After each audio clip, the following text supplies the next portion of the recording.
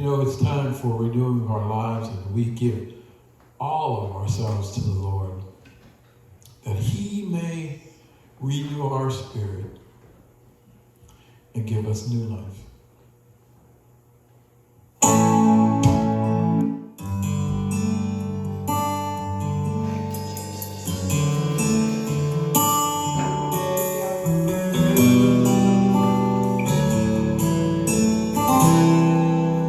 I give myself away.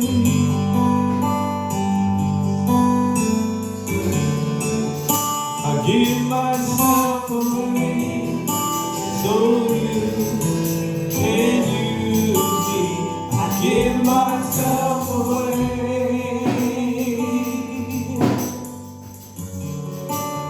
I give myself away so you can use me. I give myself away.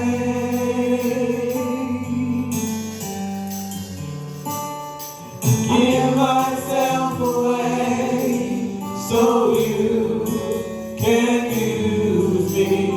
Here I am, here I stand. Lord, my life is in your hand.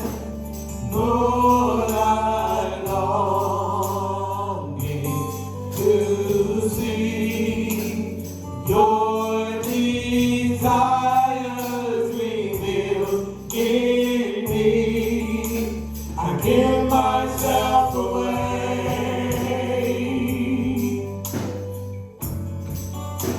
I give myself away so you can use me.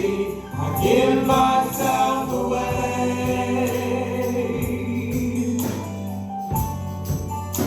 I give myself away so you can use me. Take my heart, take my life as a living sacrifice. All my dreams, all my plans, Lord, I place them in your hands. I give myself away.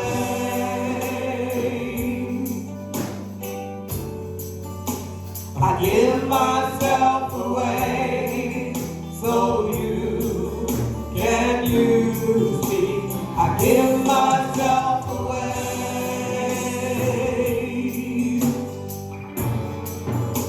I give myself away so you can use me. I give myself away.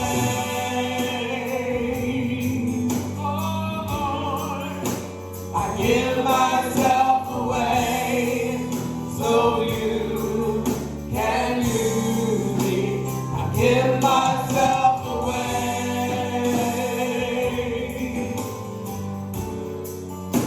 I give myself away so you can use me. Give myself away. You are the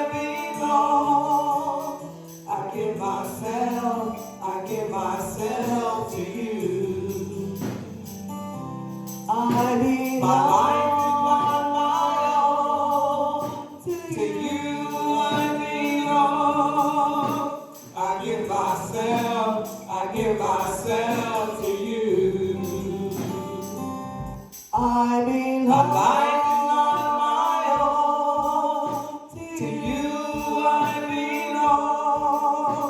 I give myself to you. I belong. My own. To you I belong. I give myself to you. Amen. Hallelujah. Glory to God. Y'all ready for the word this morning? Hallelujah. Glory to God. We're going to hear a word from the Lord through our pastor, Pastor Dennis Parrish, this morning. I'm excited. Amen? Amen. And we're going to pray for him this morning. Amen. Glory to God. Father, in Jesus' name, we are so thankful for your vessel this morning. Hallelujah. We just ask you to send a word to us this morning that will increase us in the mighty and matchless name of Jesus. Amen. Amen. Hallelujah. Hallelujah.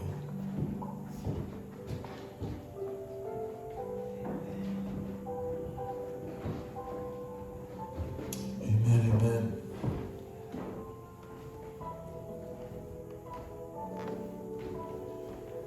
This morning, I want to talk about restoration and revival. Amen. And I want to start with a scripture reading from Revelations 21, 1 through 3. It's Revelations 21, 1 through 1 through 5 in our Bibles. But first, let us pray. Heavenly Father, most gracious Lord, we just praise you and thank you for your love. We thank you for your goodness, grace, and mercies upon us this day. We thank you for the blessings, Father, and for all that you've done and all that you are doing in our lives, Father. And we come to you right now with our open hearts and our open mind, humbly before you, that you may continually bless us and keep us in your light, that we may be servants of yours and spread your word throughout the land. And amen and amen. Amen. Revelations 21, 1 through 5. And it reads like this. Then I saw a new heaven and a new earth. For the first heaven had passed away. For the first earth has passed away, and there was no longer any sea. I saw the holy city, the new Jerusalem, coming down out of the heaven from God, prepared as a bride, beautifully dressed for her husband. And I heard a loud voice from the throne saying, "Look, God's dwelling place is now among the people, and he will dwell with them. They will be his people, and God himself will be with them and be their God. He will wipe every tear from their eyes. There will be no more death or mourning or crying or pain, for the older things has passed away." He who is seated in the throne said, "I am making everything new." Then he said, "Write this down, for these words are trustworthy and true." And then I also want to read Psalms 85, 4 through 7. Psalms 85, 4 through 7. And it reads like this. "Restore us again, God of salvation, and put away your displeasure towards us. Will you be angry with us forever? Will you prolong your anger through all generations? Will you not revive us again, that your people may rejoice in you? Show us your unfailing love, Lord, and grant us your salvation." May God give a blessing to the reading of his word and sanctify it in our hearts forever. You may be seated in the presence of the Lord. Amen. Amen and amen. Amen. We're talking about restoration and revelation. We're talking about restoration. What does that mean? It's the act of returning something to a former owner, place, or condition. A renewing of those things. And revival means an improvement in the condition or strength of something, or a renewing of that.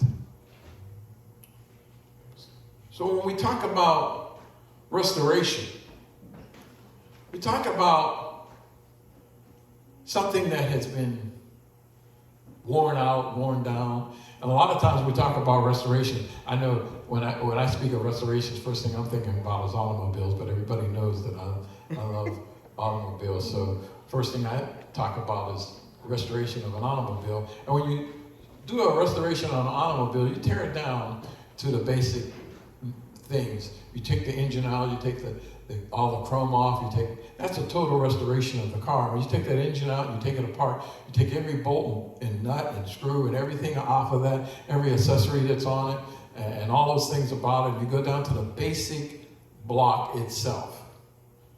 And then you start to build it up.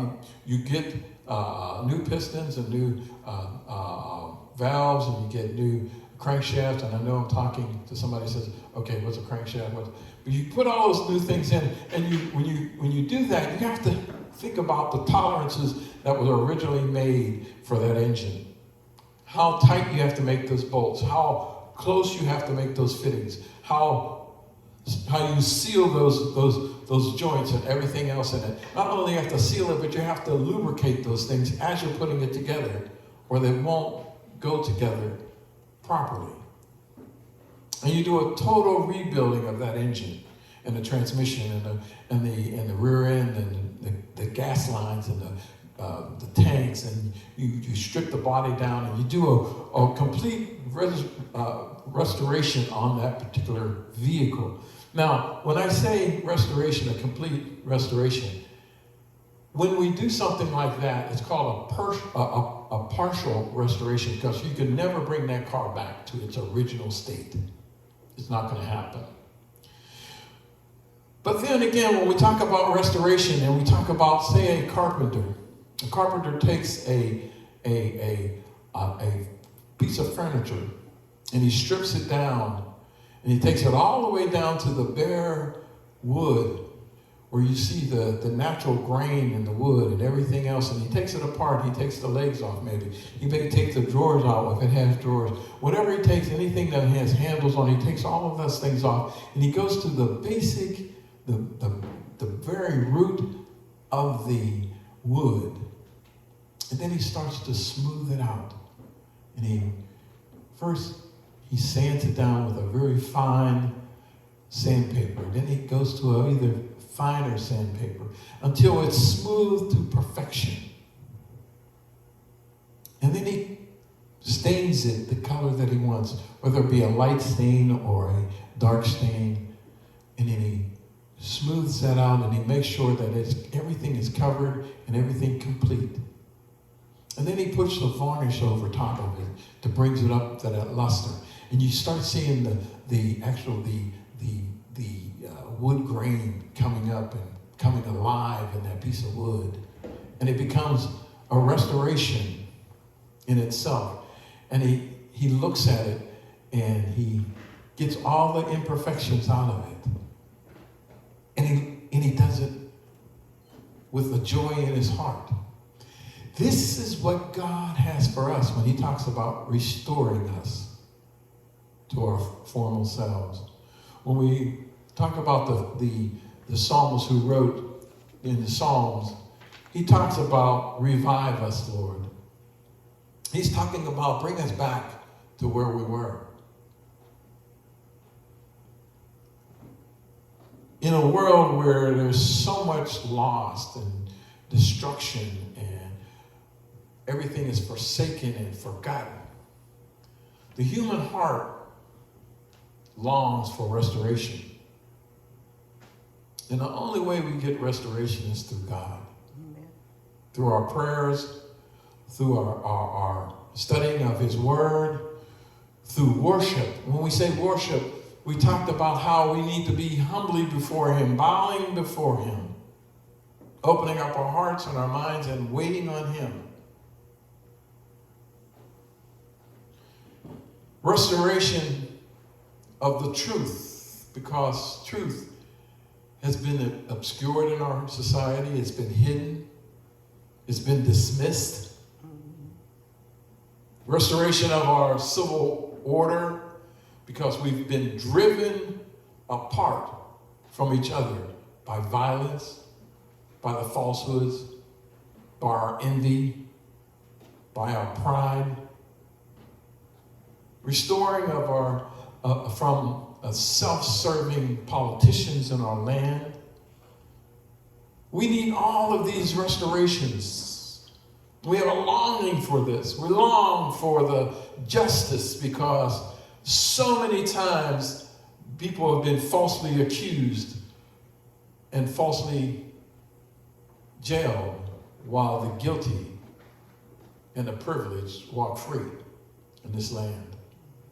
There's a longing for restoration in our marriages. We've put so many different spins on marriage right now and what's going on in our marriages. We put our own little rules and regulations on our marriage. We see it every day. We hear it in our social media, on our TV. We abandoned the refinement of marriage and have abandoned the reality and the love that God put in the institution of marriage. Yeah. There's a longing for the restoration of peace, integrity, honesty, equity, and every good institution, because the world is governed by an evil force right now. We see it in our communities right now, where there's so much hatred going on, and bigotry, and shootings and violence in our communities. And we long for a restoration for that which is lost in our lives. We long for restoration in our fellowship with God, because things have changed so quickly in our society. We have an abstract view of who God is and what God is able to do. God gave us this longing for restoration because it was in His heart from the beginning of time, from when the earth was formed. God loves to restore. He loves to restore our lives. He loves to restore our faith. God loves to restore, and God is restoring. God knows what we need. God knows what we want. God knows what we have to be totally restored to Him. And sometimes we have to open up our hearts and our minds to Him and say, Lord, fill us up with your word, your truth, that we may fight this evil that is going on in our world. When I talk about partial restoration, that's not what God does. When He restores us totally. He takes us down to the nitty-gritty of our soul and our spirit. He breaks us down. When we were talking this morning in our Sunday school about the prodigal son, you understand that God tore him down from his pride. Yeah. He brought him down to earth, to the lowest point. Yeah. That now he understands what he had. He revealed to him what he missed. And it wasn't the riches and the fame and the excitement and the joy of partying every night and every day and spending all these things, but it's the basic truths of life itself. It's the basic need to perform in our lives, that we will have that truth. We will have that honesty. We will have that integrity in our lives. Those are the important things that we must have. A total restoration of all that was lost in the fall of mankind is what God restores to us. When we think of a restoration, we always think of redemption. Because if we are not redeemed, we will die in our sins and be cast into hell. Yeah. As simple as that. Sin brings death and judgment. In God's beloved Son, and only in Him, we have redemption. Yeah. The forgiveness of our sins. In Colossians 1:13 and 14, it says, "For He has rescued us from the domination of the darkness and brought us into the kingdom of the Son He loves, Yes. in whom we have redemption, the forgiveness of sin." God's program for the world is far greater than our individual redemption, though. It is a true restoration of all that is lost in all of the humanity fell in the beginning from Genesis, when Adam and Eve fell from grace with God. The total restoration was in place then. God knew what we needed to be done. So He gave His only begotten Son, that we may be redeemed in Him and in Him alone. We have to be redeemed from sin so that we could be restored to fellowship with God. Amen. We had to be redeemed from sin so that we could be restored in the fellowship of God. Restoration is essential for redemption. We have to be taken down and humbled.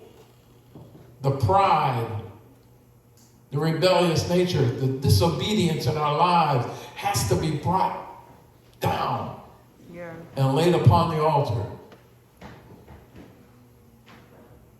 and ask for forgiveness for our sins, that we may be restored to where we were.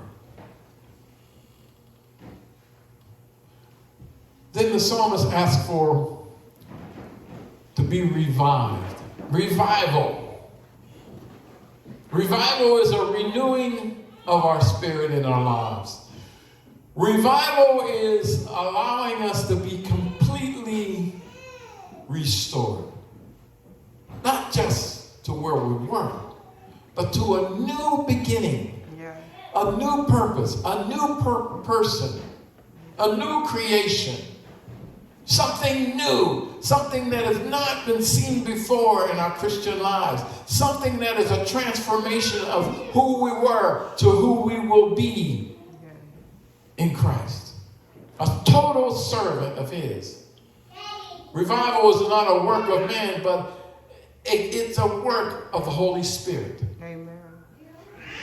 It's when the Holy Spirit comes into our lives. If anybody ever thinks that they can plan or engineer revival, he is widely and highly mistaken. It has to be something that the Holy Spirit plans and executes. Revival has to be through the Holy Spirit of God. And how do we get the Holy Spirit? We do it through our fellowship with each other. We do it through worship. We do it for praising the Lord and understanding that God is God in our lives. Amen. When the Israel was coming out of Egypt, God knew that there would be times when they would fall down. And he brought them in through the wilderness. And before they could see the promised land and be renewed in their spirit, he allowed generations to go. And the psalmist asked, are you going to be angry with us for generations and generations? Lord, the God that we serve will separate and renew our spirit. When we talk about the anointing of the Holy Spirit, we think about when the disciples were in the upper room. Yeah. And the Holy Spirit came upon them like a mighty rushing wind. Yeah. And allowed them to be people who would heal, would serve God in every motion. They became disciples that were empowered to bring people to God. When we think of Stephen and Philip, were ordained deacons, but they were exceptional deacons to do miracles, signs, and wonders in what they were all about. Because God renewed their spirit, renewed them, so they would be instruments of His that would carry His word through those who needed to see to hear His word and know what He was about. You see, revival is the coming together with the Holy Spirit, allowing the Holy Spirit to transform us into new persons in Christ. Yes, thank you. A total and complete restoration to something new, not old. Our old selves will go away, and our new being will proceed in the efforts of God. When we become baptized, we are asking the Holy Spirit to come upon us and be with us. John the Baptist knew this, that he who is baptized will be blessed with the Holy Spirit and carry out His word. In Psalms 85 and 6, the psalmist is pleading for revival. We need revival for a renewing of the blessings of the past. Not that we want the same thing in the past, but we want a new beginning. Yeah. It's a new world. Our technology has brought us to a point where we are more knowledgeable about what is going on in the world, but yet we are less knowledgeable what is going on in our Christian lives. We want a renewing of the truth in the world, not perpetuated for self-need or self-greed or pride, but truth in the Word of God. For a renewing of our civil obedience in our lives. To understand that we are governed. And through the government and through our lives, that we have to be civil to each other and value each and every life that comes into our presence. A renewing of the integrity in our government. We look at the news and we just get sickened by what we hear. Even in the world today, we hear governments just abusing their authority. And we need to be in prayer for our leadership in our countries and the world itself. For integrity. We also need to be a longing for the renewing of justice for all in our society. Justice for all, not just for those who are in need, but justice for all, equally distributed to all. We have a renewing for the institution of marriage, a re-evaluating of our marriage institution in our lives right now. In this modern world, marriage comes across a lot of strains and pressures. We have to put new regulations on our lives are Christian marriages and what it's all about. And quit accepting what the world says what a marriage is and what it's not. And come to God with the institution and the reverence of marriage. There is a longing for renewing of peace, integrity, honesty, equity, in every institution that is good from the grips of the evil one. We pray that God will revive us again. It's the prayer of the psalmist. It should be our prayer every day of our lives to revive us, to make us new in the spirit, Yes. to make us instruments of God, to spread his word to those who seek his face. God has given us a mission,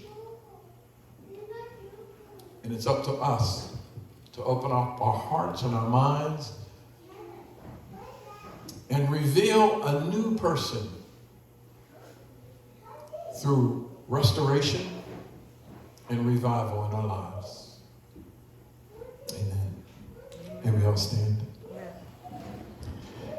Heavenly Father, most gracious Lord, we ask for renewing in our lives. Not just a restoration, but a renewing of our spirit.